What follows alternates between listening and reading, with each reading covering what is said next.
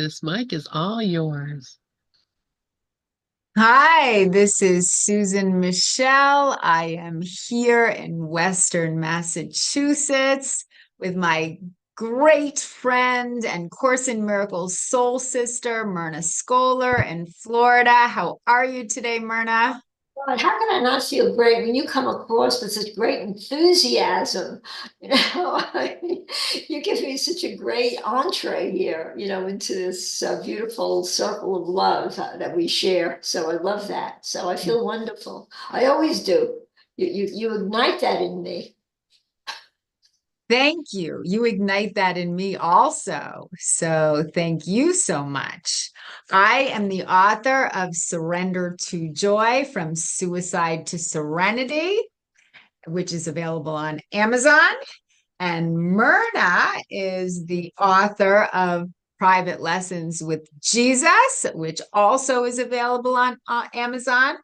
We are both teaching the transformational truth of A Course in Miracles, which we are all here to study, to learn, to embody the truth of.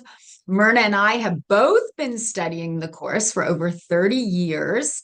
And speaking for myself, intellectually, I have a pretty good grasp on it. I love to talk about it. However, when I can truly embody the concepts that I know to be true, I feel miraculous. And I have been learning a lot of valuable lessons lately, which I'm going to bring into the discussion today. I think I will start out with my introduction, as I usually do. So, the introduction of Surrender to Joy states, my passion is God. God is love and joy and beauty. He is all that is good. Everything else is our own miscreation. When we are filled with joy, we are connected to God. When we are not joyful, we have lost our connection to all that is real. This is my message. It can be clarified with three simple words: surrender to joy. There is nothing to find. All we need to do is surrender. There is nothing to find in the world because there is no world. The joy that we are all searching for is within us. So that is the message of my introduction. That is the message of A Course in Miracles. It's about living from the inside out. And I think the reason that we are in this world is to learn to love everybody and everything unconditionally.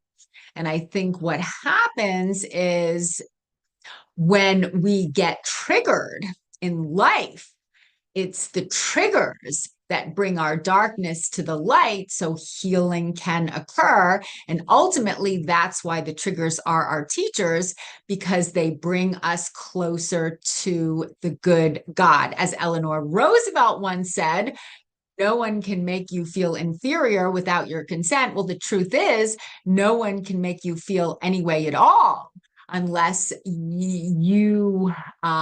we were enlightened, let's put it that way. If we were enlightened, nobody could bring any triggers to the surface. The only reason the universe pushes our buttons at times is because we still have those pain points within us that have not yet been processed. What do you think, Myrna? Oh, you're on mute, sweetheart. You're on mute. Yeah, I put myself on mute because I was sneezing and I didn't want that to come. Oh, I didn't want oh, my sneezing to be as an an interruption. Anyway, we're good to go. Yes, I like what you said. Our triggers do prevent us. Our triggers don't prevent us. Our triggers serve to give us the understanding, okay, bring us to question why we're feeling triggered. The Course in Miracles gives us reason to question. We question that. And it used to be a time when, for me, judging for myself, I would react to my triggers. And where do you get from reacting? You get nowhere because they don't resolve anything. All they do is exacerbate a problem. So by reacting badly to a trigger without the understanding that it really doesn't serve any purpose because it doesn't resolve anything, we can look at our triggers much differently. Look at our triggers that in a way that tries to demonstrate that we need to learn something from it. And when you pay attention to the upsets, we call them triggers, and that's a good word because it encompasses a trigger, is an upset. There's no question about it. So when we can now look at it from the viewpoint of A Course in Miracles, we begin to understand that it's an ego a reaction. And we begin to now understand the difference between the ego and spirit. And when we can really see that we're reacting from a part of us, it's not going to bring us peace. It's not going to show us the truth. If we react and we don't understand why we're reacting in that way, then you're just going, you're just like chasing your tail. You're going round and round in circles. But when you can step aside, outside of the circle, recognize that you're feeling hurt. Why am I feeling hurt? And then get into the how, why, how, what is the reason? Then we have the wonderful opportunity to learn that we don't have to feel that way. We don't have to react that way. And you're right, when you said that people are very attuned to A Course in Miracles, people who really are lived by the Course completely don't have triggers. Maybe not. I think we all do. I don't think we ever release ourselves as long as we're in the world from triggers, but we can certainly learn how to react and to forgive ourselves. I didn't say that the Course in Miracles students don't have triggers. I think Course in Miracles students do have triggers. I definitely think they do. What I meant to say is that enlightened masters don't have triggers. I don't think, because I think enlightened masters such as Jesus Christ, Buddha, they've already worked through their triggers. I think they had triggers when they came into the world, but they managed to release their darkness. So they live in a place of light. So no matter what anybody projects onto them, they have learned, instead of reacting with fear, they've learned to respond with love, just like the ultimate challenge was the crucifixion of Jesus Christ. And he learned through his life that the crucifixion was not about him. The crucifixion is about what he triggered in other people. He was just pure light. He was just pure love. And he was just too light for the world at that time to embody. So they crucified him. But he learned through his life that he didn't have to take it personally. So he didn't. And if he could not take the crucifixion personally, if he could love the people that crucified him in spite of their hostility, in spite of their horrific acts of violence towards him, I certainly have the ability to look past people's small projections of fear onto me. Well, here in the Course in Miracles, it talks about the escape from darkness. The escape from darkness involves two stages. First, the recognition that darkness cannot hide. This step usually entails fear. Second, the recognition that there is nothing you want to hide, even if you could. This step brings escape from fear. When you have become willing to hide nothing, you will not only be willing to enter into communion, but will also understand peace and joy. I mean, the world teaches us, and that's from Course in Miracles, chapter number 1. So, Roman numeral 4, the escape from darkness. I mean, in this world, we're trying so hard to appear together, to appear perfect on the outside. At least I am, and I don't think I'm the only one. But God is saying, no, I don't want you to appear perfect. I want you to be real. I want you to be authentic. I want you to like allow your insecurities to surface, because the only way I can heal them is if you bring them up to the surface and show me what they are. I mean, A Course in Miracles says some of our greatest strides are really not strides at all, and some of our greatest, what we would consider failure, is what God would consider success. And I think that's because when we have the courage to allow our vulnerability and our insecurity and our fear to surface, we feel bad because we're not coming across perfect, but God is applauding because we're showing him who we really are, and he's not judging us, he's loving us, he's thanking us for for bringing our darkness to the light so he can heal the wounds. Like, he doesn't want us to appear perfect, he doesn't want us to appear together, he wants it to keep it real and allow our insecurities to come to the surface so he can heal them for us. I know a lot of times when I go through a lot of darkness and I just feel bad about myself, when I pray, when I meditate, when I give all the insecurities to God, on the other side of the pain, I experience so much joy. I mean, that's just my experience in this lifetime. I'm not saying, I mean, Course in Miracles says we can learn through joy or we can learn through pain. Joy is more fun. I would much prefer to learn through joy, but my experience in this lifetime is I need to bring the pain to the surface in order for healing to occur. That's just how I learn and grow. But on the other side of the pain, I experience so much peace and so much joy and so much passion. When I'm courageous enough to, I guess, to embrace my vulnerabilities and my insecurities, to love it, when I'm strong enough to love myself in spite of the fact that I don't have it all together. I mean, that's challenging, to show compassion for yourself when your stuff comes up. Right? So when my stuff comes up, it's so easy to judge myself, but that does not help me to heal.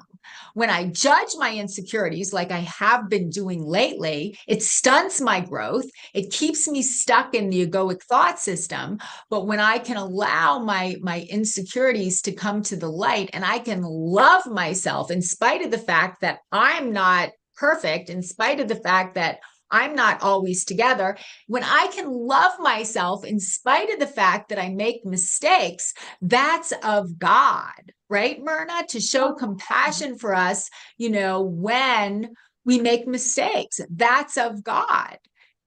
And that's how we heal. I mean, Yes. because don't you show compassion for people you love when they're having a hard time? We need to show compassion for ourselves when we're having a hard time, because nobody has it all together. If we had it all together, we probably wouldn't have been born into this earthly classroom in the first place, right? Yes, Susan. Yes.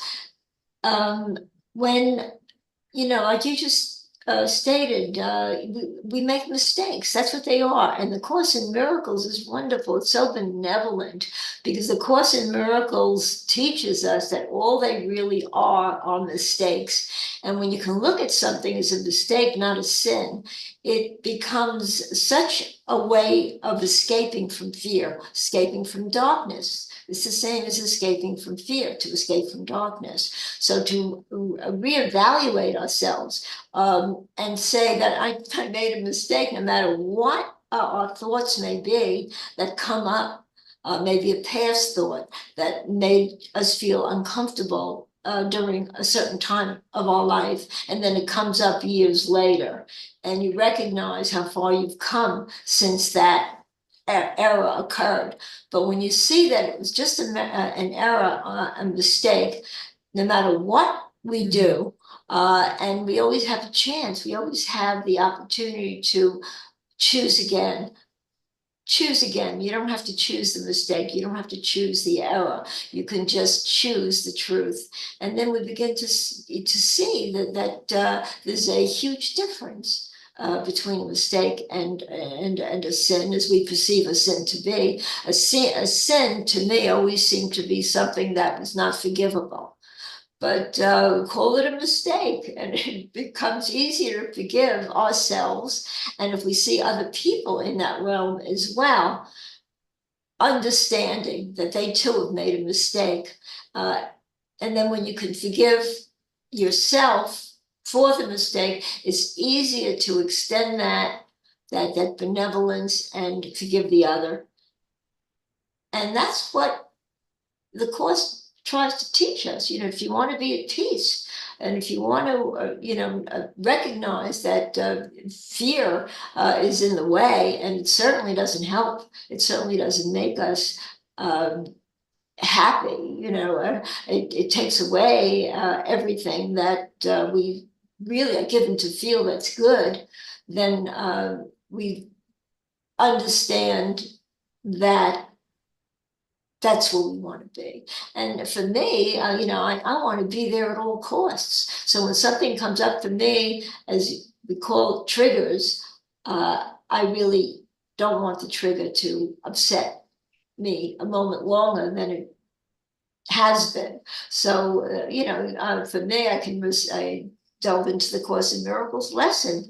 Any one of those lessons teaches us that we don't need to feel fear, hate, egos, dictations, which really gives us those emotions that are not good. So how do you feel about that? Yeah, I mean, there's so much here. I mean, there is no sin. When we see ourselves as sinners, we're connecting to the egoic thought system and we are living a lie. In Catholicism, a common ritual is the rosary. And what the rosary does is it focuses on sin, and then I guess it prays for the whole ritual. You're praying to God for his forgiveness, and you're seeing him as a separate entity. But because you're a sinner, according to the Catholic belief system, we are all sinners and God is perfect. So because God is perfect and because we are sinners, we are so far apart from him, and that's their relationship to God. And the only way we can atone for our sins is by admitting our guilt. Now, the reason I'm starting with that is because Course in Miracles says the exact opposite. There is no guilt. There is no sin. There's nothing to atone for. And when we focus on guilt, we are keeping ourselves completely separate from the truth of who we are, because the truth of who we are is that we are a part of God. The Catholic religion keeps its congregation, teaches the congregation to stay humble. A Course in Miracles is saying, no, we don't want you to, God does not want you to stay humble. God wants you to connect to his greatness. I think you just used the word benevolence, right? God wants us to connect to his benevolence, his miraculous mindset. Like today's lesson is lesson 218, Myrna? Is that the lesson of the day? Yes. So today's lesson is only my condemnation injures me. I am not a body, I am free, for I am still as God created me. Only my condemnation injures me. And this condemnation is if we're condemning someone else, if we're judging someone else, or if we're condemning ourselves, if we're judging ourselves. That's the only way we can get injured, because God certainly never condemns us, because God is incapable of judgment or condemnation of any kind. The only person that ever condemns ourselves, is our egoic thought system. So it's only my own condemnation that hurts me. You know, my condemnation, it says here in lesson 218, which is a review, my condemnation keeps my vision dark, and through my sightless eyes, I cannot see the vision of my glory. So when we're judging ourselves, when we're condemning ourselves, when we're going into that guilty mind, you know, we can't see our own glory, and we certainly cannot feel God's love for us. You know, by going into that guilty mindset, we're disconnecting from God, and we're blocking his love. And I think, you know, I think God needs us as much as we need him. So he certainly does not want us to go into guilt. He certainly does not want us to go into darkness, because we can't see him. We can't hear him. We can't feel him, you know, when we're condemning ourselves. And then it says, yet today I can behold this glory and be glad. So I started the day with this lesson, and then all of a sudden in my meditation and in my morning run, I started affirming to myself, I embody my innocence. I embody the essence of innocence. That's what I started saying. I embody the essence of innocence, you know, because by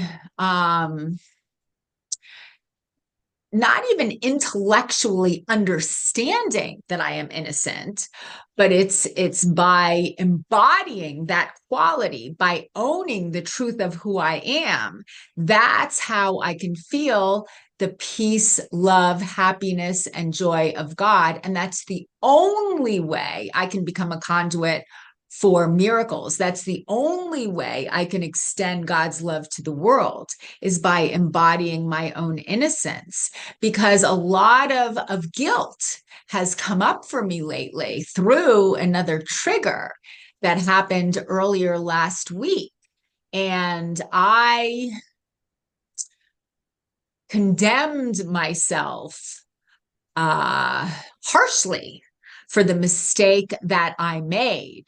And a lot of my insecurities came to the surface, and it created a lot of anxiety. So through this guilt that came up, it's kind of forced me to focus more intently on my innocence.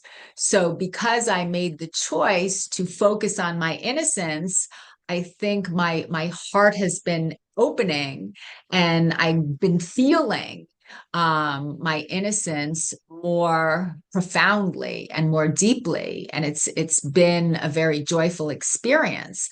But it started with a trigger.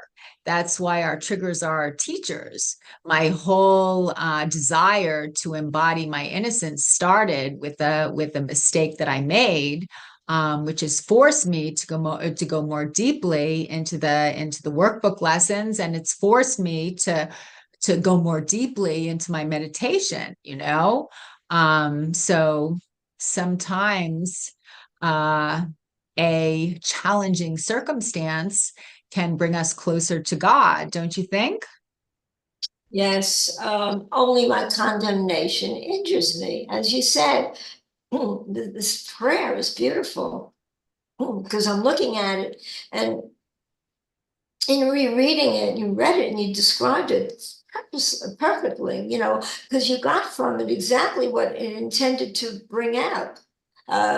My condemnation keeps my vision dark, and through my sightless eyes, I cannot see the vision of my glory. Through my sightless eyes, I cannot see the vision of my glory.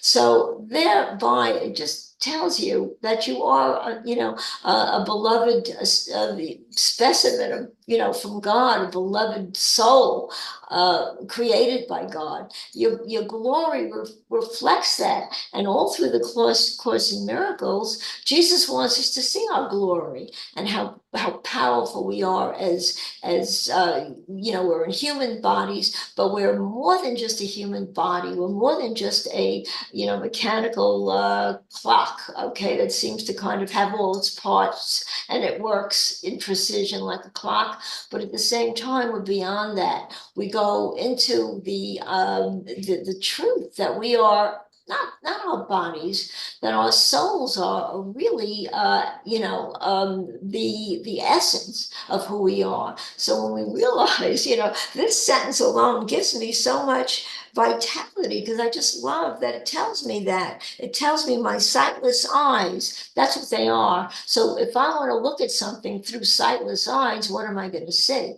It is only the soul that really sees the truth, that gets to the heart of who you are. And it's such a, every sentence in A Course in Miracles, if we look at it and we want to really embody it, it's really a wonderful tool. And now I understand, I've always understood that A Course in Miracles gives us that has taught me. It has taught me so much, really, about myself that I never would have known. So in that respect, I have a very grateful heart, and when I see something like this, it really brings out the best in me. Yet today I can behold this glory and be glad. So it goes to show us that God only wants us to be glad. Just understand that you are glorious, and that be glad of that. God has given you that.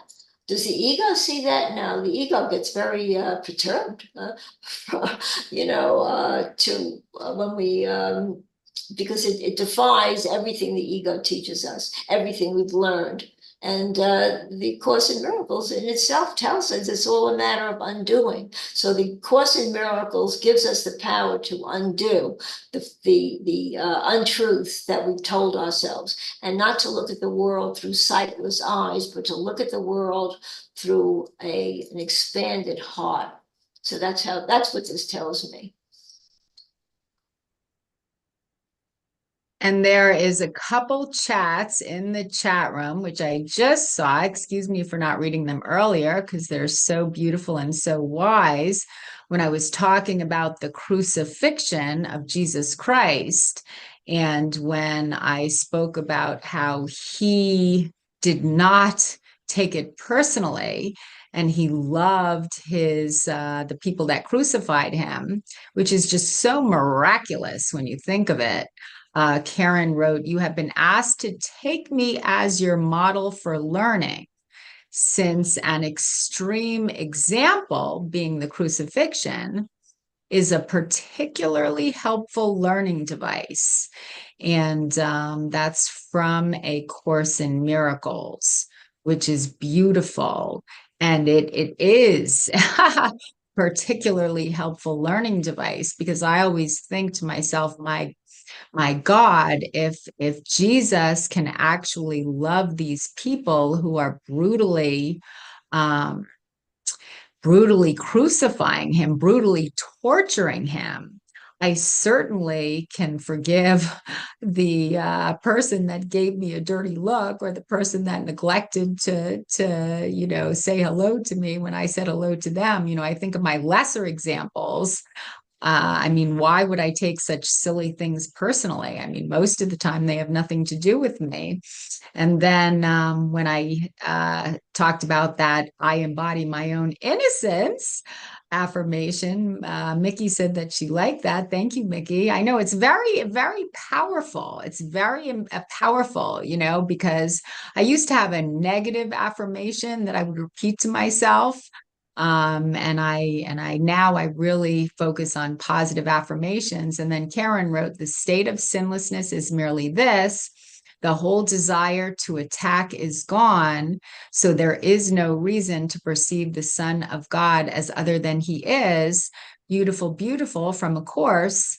You know, it's like when we focus on the guilt in someone else, when we project our guilt onto outside circumstances, it never takes the monkey off our back. It never takes the guilt away from our heart. All it ever does is it exacerbates the guilt. Because think of it, God has but one son, and we are all part of the sonship. So if I project my guilt onto somebody else's, if I see myself as superior to my brother and I see him as lesser than me, I'm seeing myself as lesser. You know, however we see our brother is how we see ourselves. That's why a miracle is when we extend love to our brother, we see the beauty in our brother, we see the Christ-like nature in our brother. When we can see the beauty in our brother, we can feel the beauty in ourselves. When we see weakness in our brother, we feel the weakness in ourselves. So it's really important to be aware of where our mind is going. It's really important to be aware of what we are focusing our attention upon. Karen has her hand raised. Please share, Karen. Thank you, Susan. Thank you, Myrna. I love this conversation. And speaking of attack, like I like how the Course teaches us that all attack is self-attack. You know, we think we're attacking someone else, but we're really not, because he tells us it cannot be anything else arising from your own decision not to be what you are. It's an attack on your identification. So when I'm attacking someone, it's just like you said, I'm projecting my guilt onto that person, my unhealed guilt onto that person, because as we were just sharing on lesson 25, it's like, I'm the innocent one. You're the guilty one, not me. You know, it's like we always want to blame the other person. We don't want to look at ourselves. And this course, you know, really helps us to take responsibility.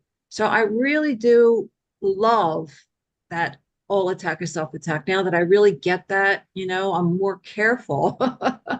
Yeah, I'm more careful of really, I'm just more careful about my thoughts. Thank you. Thank you, Karen.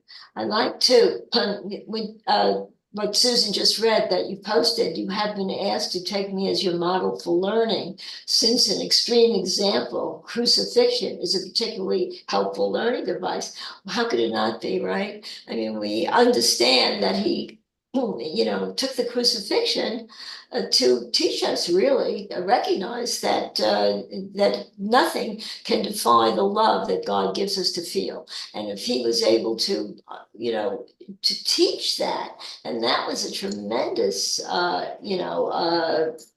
device in which to teach us to learn by, his crucifixion. It really is extraordinary. But he doesn't stop with his crucifixion. He goes on to the resurrection, which is just, you know, is so beautiful, because really that's what he intends us to focus on, the resurrection. And the resurrection is that we never die, that we're always, you know, there were always souls that go on. The soul doesn't die. It's eternal. And when we think of ourselves in terms of being eternal, not limited, then what is there really to fear? I mean, you know, there's nothing to fear, really, because it really stamps out the belief, the stupid belief that we just, you know, here, just as bodies, and then it's over. And that, you know, I never understood people who think that, you know, that it's, you only come around once and your body is, you know, is all you are. And there's so much more to it. And believing and staying with Jesus's teachings, we see that, you know, that the resurrection, to become alive again, to live another, not that you have to become alive again, we were always alive, but the life within the soul that we are created to be is a part of God. And if we see that, if we know that we are attached to that part of that, then, and God can't die, so how can that part of us die? And it just can't. So there is no death. I am not a body, I am free, for I'm still as God created me. This is today's lesson. It's so perfect. So And that is an affirmation I also use a lot. If I'm feeling triggered, I'll jump into an affirmation very often, and then I forget why I was triggered. I am not a body, I'm free for it. I mean, I can say that in my sleep, okay, that phrase, that affirmation. And that says volumes right there, right, Susan? Yeah, I have a Course in Miracles quote right here in front of me. This is on a bookmark, and it says, "The peace of God is my one goal, the aim of all my living here, the end I seek, my purpose and my function and my life, while I abide where I am not at home. The peace of God is my one goal." What is the peace of God? The peace of God is unconditional love.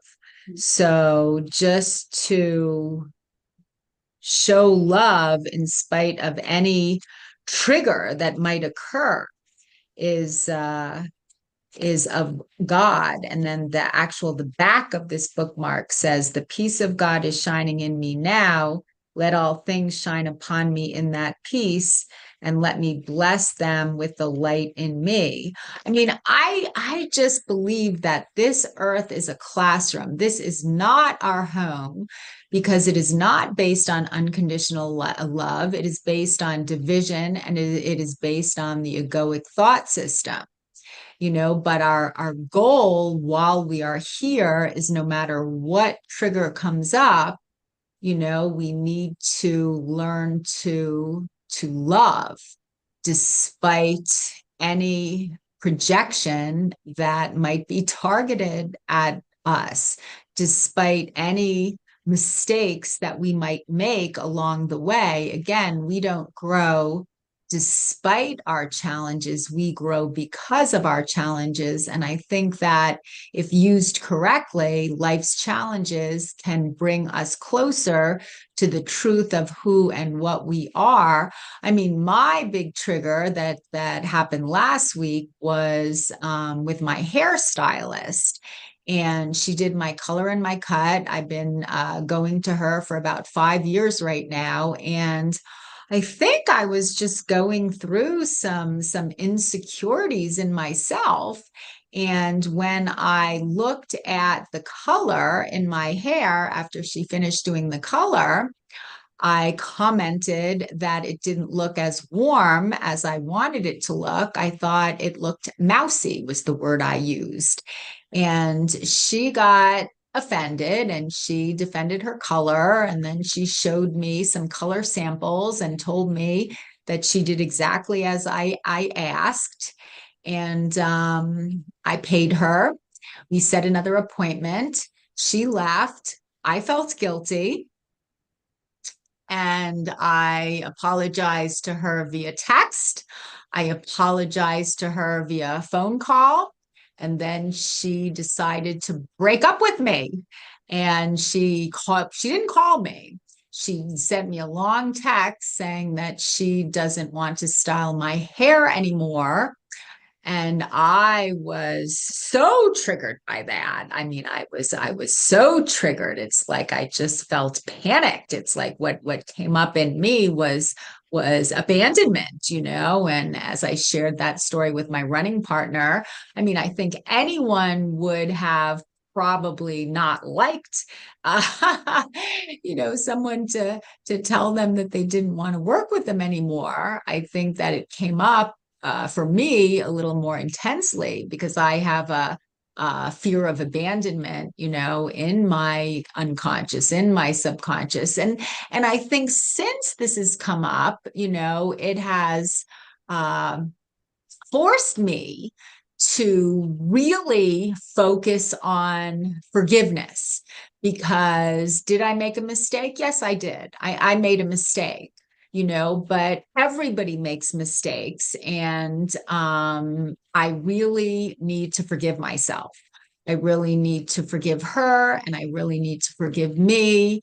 And it's just, yeah, kind of forced me to work on forgiving myself. It's forced me to connect with my innocence on a deeper level. And you know, as Sherry says, it's all good. It's all good, because I think that the only way out of darkness, whether we make the mistake or someone else makes the mistake, I mean, in this case, I projected my own insecurities out, but whether I made the mistake or somebody else made the mistake, the only way is forgiveness. And that's why, you know, I went deeply into the lesson of the day, lesson 218, only my condemnation injures me. You know, I don't have to go there anymore because it was just a mistake. We all make But mistakes. I wanted to say, I'm listening to this, and I don't see this as your mistake at all. I mean, I have a hairdresser too, and I've been going to her for about 5 years. But why can't you tell your hairdresser that the color looks a little mousy? What's wrong with that? I would expect her to say, well, I'll fix it the way you like it. I mean, Mm. I've had that situation with my hairdresser when she did streaks, you know, and I felt, you know, and I went back. I said, I'm not happy with this. It's too bright. You know, it's just not what I'm, you know, and I've been using them for a very long time. And she fixed it. She put a toner on it, and we were both happy. There was no apologies, there was no anger. So if she abandoned you because you didn't like your hair, you know, I somehow, then I would say, go your merry way. Okay, if you're going to be, you are going to be so insecure that you can't make me, I'm paying you to give me what I want, then you know, and here she's making you feel guilty when you have nothing to feel guilty. That's how I see it. Okay. At all, really. You know, and recognize that she's the one who's really being insecure. And then you'll find there are a million hairdressers out there, and there are many that will give you exactly what you want because you're paying them to do so. So, so forget the trigger about that. I'm sorry. Maybe I'm approaching this wrongly, but I just feel that way. Mickey, thank you, Myrna. Mickey. Oh, I thank you. I love both your stories, and I just want to relate real fast. When I was a kid, my mom has blonde hair, and she has a lot of red in it. And so she knows over the years that if the hairdresser uses anything that has a tendency on colors to go more towards the red, her hair will turn into strawberry blonde. And she told that to the hairdresser she went to, and the hairdresser wasn't listening. She said she nodded her head, but she really wasn't listening to her. And my mom ended up with strawberry blonde hair and came home. And I was a little girl, probably like 10 years old, and she's just crying at the table, crying, crying, crying. And so I think that, you know, what Myrna and Susan, I mean, please correct me if I'm wrong, but I think this is really about listening. So thank you. Thank you. It is. They don't hear. Sometimes somebody doesn't hear you. They're not present. You know, she took it as an attack on her, so she wasn't really present.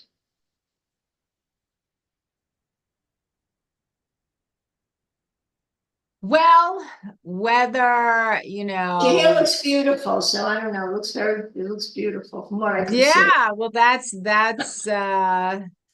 Yeah. mean, I am not a body, I am free, for I am still as God created me. I mean, from what I see in myself and in my friends, we are aware of our appearance, you know, so um whatever happened between us, whether it was my fault or her fault, maybe there is no fault, whatever happened between us, she broke off the relationship, my abandonment issues came up, and guilt came to the surface for healing purposes. That's how I see it right now.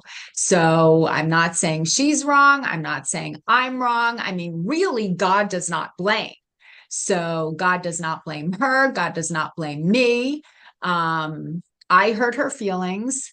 She hurt my feelings. And the way I see it, you know, this is coming up for healing purposes. What came up for me was abandonment. and I cannot be abandoned. So this is allowing me to realize that there is no such thing as abandonment. I mean, she can leave my life, but that doesn't mean that I have to abandon myself. I think for years I've projected this abandonment issue onto God, because I felt abandoned by people. I felt abandoned by God, but God never abandoned me, and I don't have to abandon myself. And the only one that can hurt me is my own mind. It says right here, only my condemnation injures me. So my hairstylist, again, whether she abandons me or not, whether she comes back into my life or not, that's not the point. I mean, the point is for me to know that I am never alone. God never abandoned me. And I am loved and I am innocent and there is no guilt. So that's the lesson that this experience is teaching me. Because again, all things, all mishaps are lessons that God would have me learn. And the lesson that I believe God is teaching me right now is that I cannot be abandoned, and it's a good lesson, because I think when our vulnerabilities come to the surface, it's like when we give them to the Holy Spirit, and we truly can realize and feel that the mistakes are nothing wrong, nothing more than mistakes. They're just leading us back to the light. And when we do connect to the light, we connect to the light on a deeper level. That's really what happens in life. Mistakes lead us back to God on a deeper level. Each time we work our way through a mishap, we connect deeper to the truth of who we are. So that was the perfect lesson for you then. If that's because I think it's wonderful. I mean, the way you're describing it, it's not about the thing that happened. It's about how you feel about it. In other words, it's what you learn from it. And you're right. We can't be abandoned. I remember Jeff Mironoff telling me that years and years ago when I was hurting about something. It was an abandonment situation that I came to the class. You were there, and I was hurting, and he made me feel so much better by making me see too, just what you're saying, that there's a place inside of you that can't be hurt, no matter what it is. Okay, and it's not even about who's right or who's wrong. Really, it's about that place inside of us that is not vulnerable at all. And he said it with such vehemence, at the time, and it really stayed with me for a long time. It still does. It's still with me. Understanding that that you can't be hurt and you can't be abandoned, and it's God's love that keeps you whole and safe, and that's all that counts. And the little things that happen in today's, in the world that we're all going to experience, really, it's not about that. It's what we learn from it. And I like that you said all things are lessons God would have me learn. Everything that happens is a lesson. And we need to, and you learned from that. You really did. I think it enforced that feeling that you can't be abandoned. So, and if you've always had abandonment issues, wasn't this the perfect lesson? We are here, there's an abandonment issue, but you're not going to see it that way anymore. So it means that you really, not only learned it, but taught it. I love that.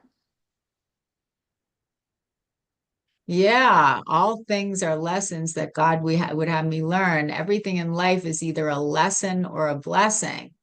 And the lessons turn into blessings when we see them for what they are.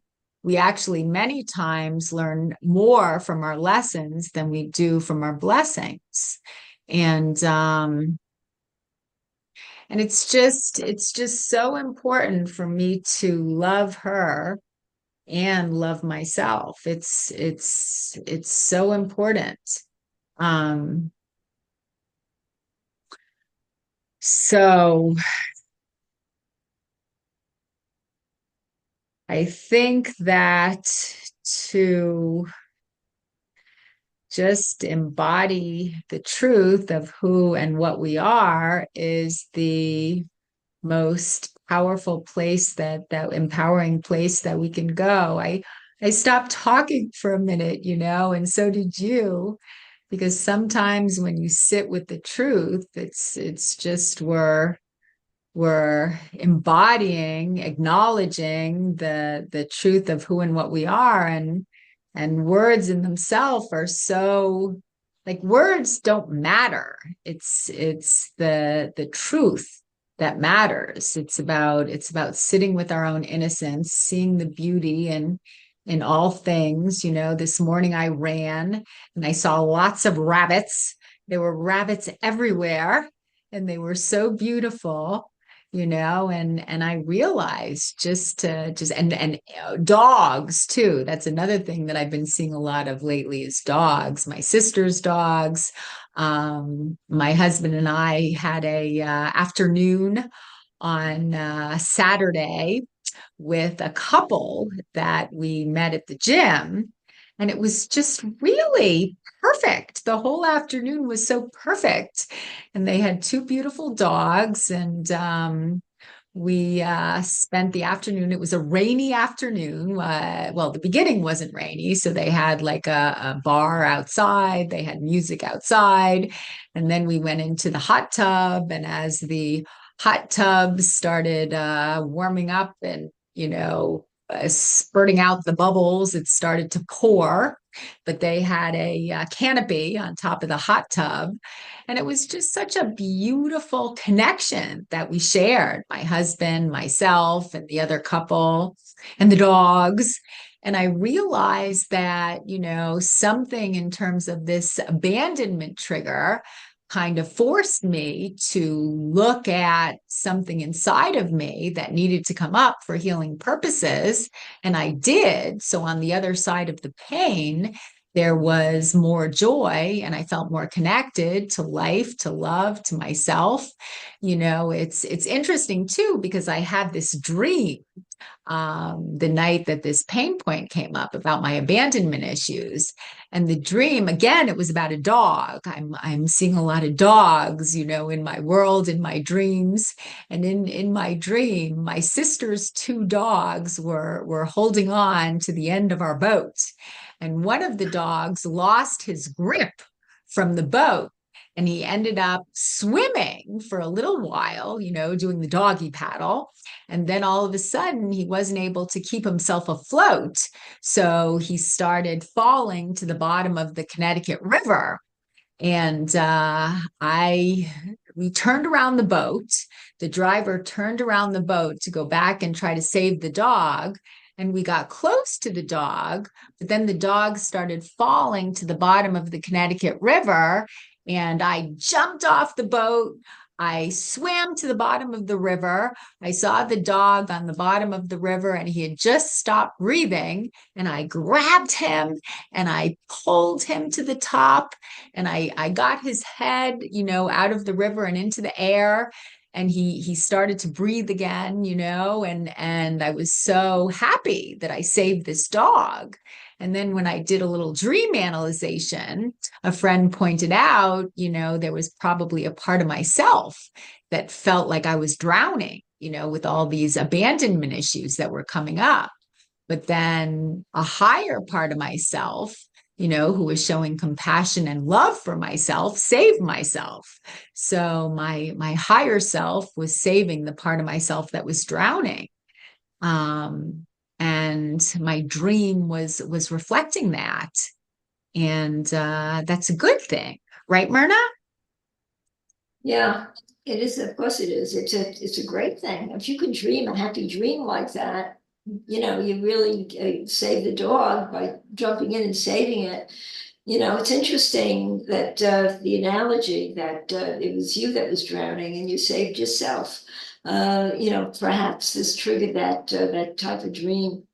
But I had talk about a dog. I mean, that's exactly what happened to my dog. He fell off the boat. We didn't know he fell off. Okay, not off the dock. Okay, he was 17 years old. I thought he drowned because he had, the only place he could have gone was into the water. I thought for sure he drowned. Meanwhile, the 17-year-old dog that never swam a day in his life swam 600 feet, which is the equivalent of 2 football fields to safety. And I always equated that with Jesus. I mean, I feel that God didn't want me to have that with Jesus, God. I mean, the entire whatever it is, this spiritual energy that I was feeling and praying to, um, didn't want me to have that end, because I think I would have felt so terrible and guilty. And I think that the fact that he managed to save himself, and then there just happened to be somebody at the end of the canal, right by the intercoastal, who jumped in and saved him. And the fact that we were even reunited with the dog, that I was even reunited with the dog, thinking it drowned, feeling hysterical, feeling that how can I go home and see all his toys and his bed and his food. And, this was going through my mind until miraculously the dog was found and saved and put into my arms. Oh my God. I still thank Jesus for that every day, because I didn't expect that. Really. Anyway, that's what brought to my mind how miracles really do happen. The miracle of, that the love of God is there, and something like that would have interfered with the love that I was feeling for myself. I was able to be given this gift, okay, the gift of the fact that he was saved. So there again, miracles happen, and we cannot determine where the miracles, when they will happen. They're there, and so I look at that as a pure miracle anyway. Miracles are always happening, Yes. but when we are in the egoic thought system, when we are hanging on to fear, we can't see them. But miracles are always happening. In order to see the world truly, in order to see the miracles as they really are, we need to be in our right mind. And once we connect to Christ consciousness, once we connect to the light, then we can see how much love there is available to us at each and every moment. That's what started happening to me also, is when this kind of pain came to the surface about my abandonment. Then I started owning it. Then I started releasing it. Then all of a sudden, something about releasing the pain, releasing the fear, allowed me to see life through the lens of love. And I was able to see beauty in everyone that I passed more clearly, so miracles are always occurring. Love is always there. But in order to, I guess, just recognize them, we need to be in our right mind. We just need to connect. We need to embody the essence of innocence, right? We can't hang on to any kind of guilt and see love, because the two are opposites. God is a good God, is a loving God, and we can't look at the world through his eyes when we are hanging on to fear of any kind. So it is now 4:00, and I love you so much, Myrna. The introduction of A Course in Miracles states, nothing real can be threatened, nothing unreal exists, Herein lies the oh my gosh, nothing real can be threatened, nothing unreal exists. Herein lies the peace of God. And thank God for that. Only the love is real. I love you so much. And I will now return and thank you everybody for sharing with us today. Karen, Mickey, and I know Dove and Lynn were in the room. So thank you, thank you. And I will now return the microphone to Lynn. Thank you so much, Susan and Myrna. Wonderful, wonderful, wonderful program. And I really appreciate you both so much and everyone who piped in as well. I'm going to go ahead and close out the YouTube and